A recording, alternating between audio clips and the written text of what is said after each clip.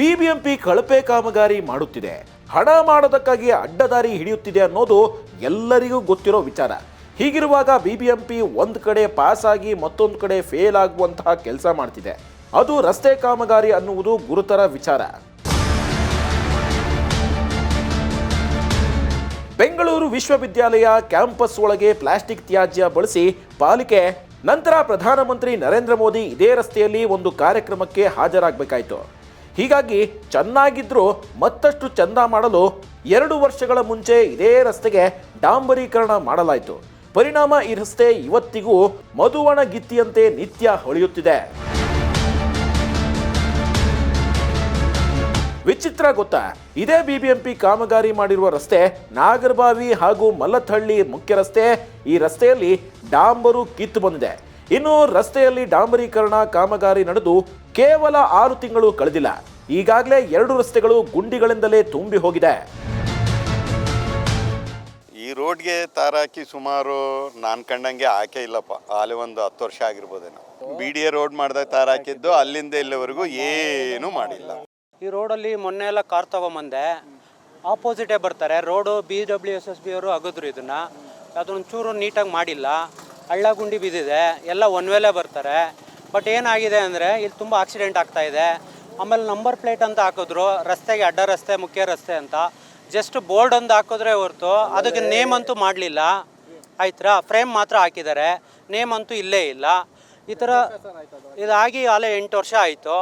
ಕಾಂಟ್ರಾಕ್ಟ್ರೆಲ್ಲ bill ಮಾಡ್ಕೊಂಡಿದ್ದಾರೆ ಹೊರತು ಅದಕ್ಕೊಂದೂ procedure ಬಂದಿಲ್ಲ. ಇದನ್ನೆಲ್ಲ ನಾವು ಯಾರ ಹತ್ರ ಹೇಳೋದು ಗೊತ್ತಾಗ್ತಾ ಇಲ್ಲ. MLA ಹತ್ರ ಹೋದರೆ MLA ಕೈಗೆ ಸಿಗಲ್ಲ. ಈ ಥರ ಪ್ರಾಬ್ಲಮ್ ಆಗಿದೆ. 9 ವರ್ಷದಿಂದನೂ ಈ ರೋಡು ಹೆಂಗಿದೆ ಹಂಗೆ ಇದೆ. ಏನೋ ಒಂದು ಅಪ್ಪಿತಪ್ಪಿ ಒಂದು ಸ್ವಲ್ಪ ಚೆನ್ನಾಗಿದ್ದು ರೋಡ್ನು ಅಗದ್ಬಿಟ್ಟು ಈಗ ನೋಡ್ಬೋದು ನೀವು, ಪೈಪ್ಲೈನ್ ಹಾಕಿರೋದು ವಾಟರ್ ಸಪ್ಲೈಗೆ ಅಂದ್ಬಿಟ್ಟು ಹೇಳಿದ್ರು.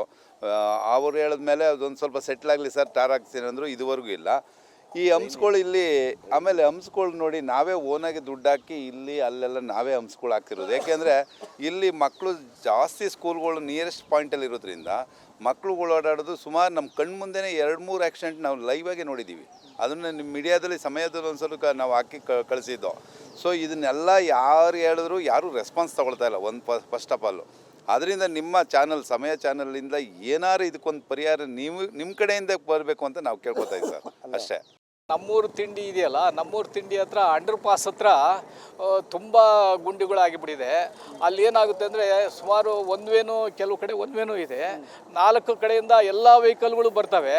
ಆ ಬಂದು ವೆಹಿಕಲ್ಗಳು ಏನಾಗುತ್ತೆ ಅಂತಂದರೆ ಅಲ್ಲಿ ಆ ಗುಂಡಿಗಳು ತಪ್ಪಿಸಿ ಹೋಗ್ಬೇಕಾದ್ರೆ ಸುಮಾರು ಸರಿ ಇದಾಗಿಬಿಟ್ಟು ಆಕ್ಸಿಡೆಂಟ್ಗಳಾಗಿದೆ. ಆಮೇಲಿಂದ ಅದು ತುಂಬ ಜನಕ್ಕೆ ಎಷ್ಟು ತೊಂದರೆ ಆಗುತ್ತೆ ಅಂತಂದರೆ ಅದರಲ್ಲಿ ಸೀನಿಯರ್ ಸಿಟಿಸನ್ಸ್ಗಂತೂ ತುಂಬ ತೊಂದರೆ ಇದ್ದರೆ ತುಂಬ ತೊಂದರೆ ಆಗುತ್ತೆ. ಅಲ್ಲಿ ಅವ್ರನ್ನ ಇದು ಮಾಡಿ ಅದನ್ನು ಅಲ್ಲಿಂದ ನ್ಯಾವಿಗೇಟ್ ಮಾಡಿಕೊಂಡು ಹೋಗೋದು ತುಂಬ ಕಷ್ಟ ಆಗುತ್ತೆ. ಇನ್ನು 100 ಮೀಟರ್ ರಸ್ತೆಯಲ್ಲಿ ಕನಿಷ್ಠವೆಂದರೆ 20 ಗುಂಡಿಗಳು ತಲೆ ಎತ್ತಿದೆ. ಹೀಗಿರುವಾಗ ಒಂದು ಕಡೆ ಅಂದರೆ ಯೂನಿವರ್ಸಿಟಿಯೊಳಗೆ ಗುಣಮಟ್ಟದ ರಸ್ತೆ, ಹಾಗೆ ನಾಗರಬಾವಿ ಮಲ್ಲಥಹಳ್ಳಿ ಮುಖ್ಯ ರಸ್ತೆಗಳಲ್ಲಿ ಕಳಪೆ ಕಾಮಗಾರಿ ಯಾಕಾಯಿತು ಅನ್ನೋದು ದೊಡ್ಡ ಚರ್ಚೆಗೆ ಕಾರಣವಾಗಿದೆ. ಸಮಯ ನ್ಯೂಸ್ ಸದಾ ನಿಮ್ಮೊಂದಿಗೆ.